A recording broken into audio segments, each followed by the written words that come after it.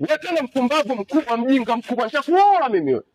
Wewe sio mtu huyu, mbwa huyu.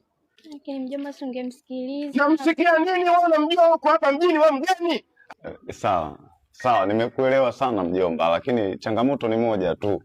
Yaani mimi hapa nimetoka kwa Mgwami, mtaalamu wa mitishamba. Nimeangalia nyota ya mwanao, nyota ya swala, nyota yangu mimi ya Simba.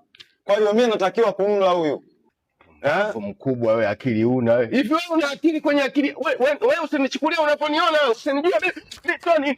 Wewe tunataka kuoa mjinga wewe. Nitakuoa mimi. Sana mkubwa wewe. Niko sana, niko makini ndani. Nipe na stuli. Kuna neno kama mimi hapa nilienda kusema kwa kuhusu. Mimi niko hapa natulia. Nitakaa hapa hata mwaka. Unakuja kuletea mambo meusi saizi, mtoto bado kabisa.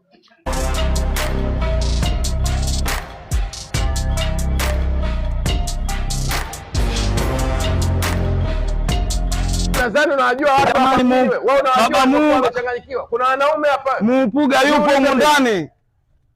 Mama karibu. Babangu huyo. We baba.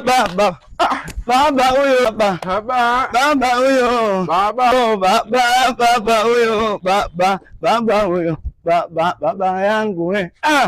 Binti wa nani unaitwa? Kuna sura yako kama haiji. Wewe mwenzangu binti nani unaitwa? We baba umenisahau.